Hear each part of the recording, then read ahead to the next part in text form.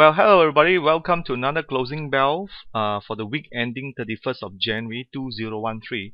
Today is the 1st of February 2013. So it's a really public holiday. It's a federal territory day. So there's no trading, as you can see here. Market is still holding up at 1627, just slightly above the 1600 level. Let's recall the notes that we have from last week, which is the 25th of January. Last week, market, we saw this long tail here. This was, we have a very short week. We have only 3 trading days.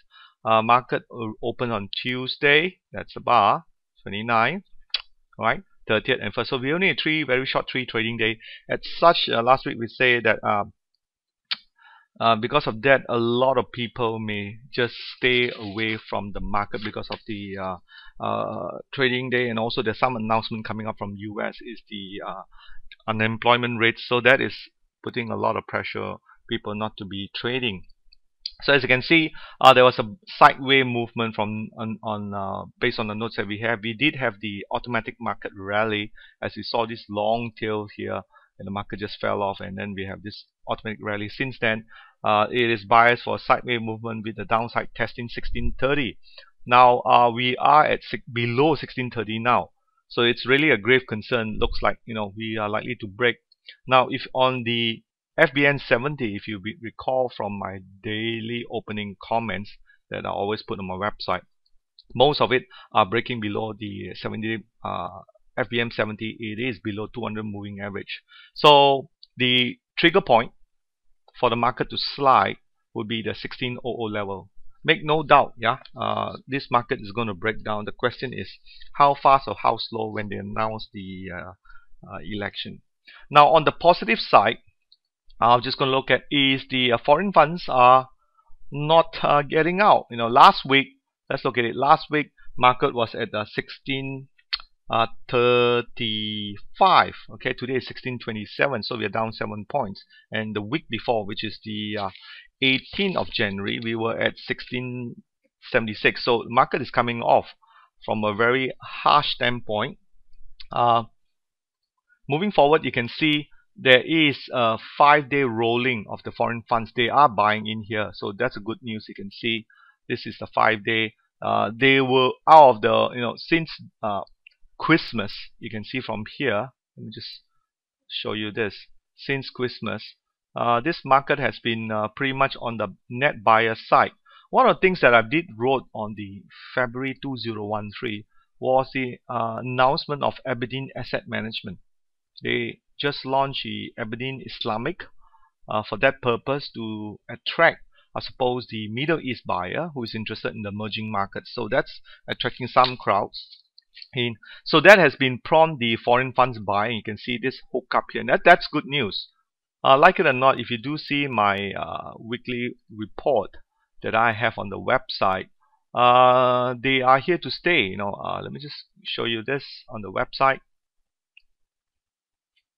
Okay, which is this report. Now pay a bit more attention when you read this report for the February 2013, because I will, you know, tell you step by step how I think that the general election 2003 will pan out, pre and post effect. I mean, by analyzing the past 2004. This is the news here. I hope you do read it, and if you have any comment or question, email back to me, and I'm glad to hear it from you, okay, regarding about all this matter. So going back to foreign funds, they are not leaving yet. So this is hooking up. So that's been really great. They're really buying, and also a setup. Let me just make a note here. Setup of Aberdeen Islamic funds,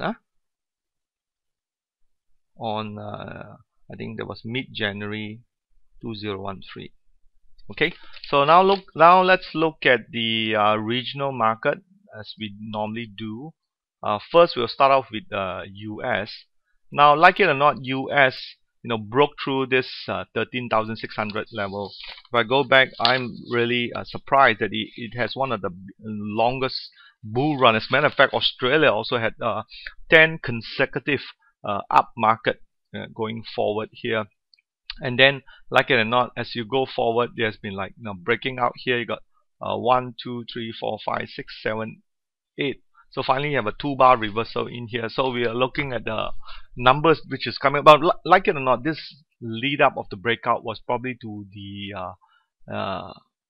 FOMC meeting that was released, and the job number that's coming out, which is unemployment, is still high, staggering at around 7 to 8%.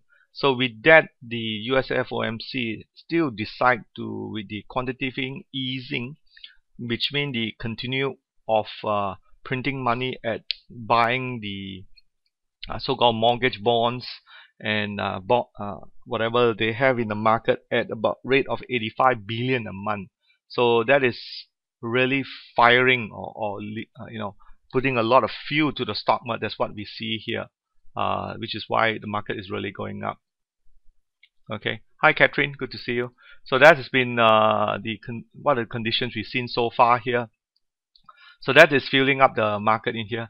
Now on the Australian, which is a really good market, you could see Australian has been having a 1, 2, 3, 4, 5, 6, 7, 8, 9, 10, 11, 12, 13 up day run. This is the bullish we ever seen. If you look in the scheme of things, since December, the ASX and be really moving up, and this is also due to the recovery in the main theme, what's happening in China. I think that's most important. China had a nice recovery in the last 2 months, almost 20 to 25% estimated. So that has been, I mean, look at it, the whole China market last year, the year before, was actually down, and subsequently there's a big push or recommendation of the foreign funds as well as the local funds to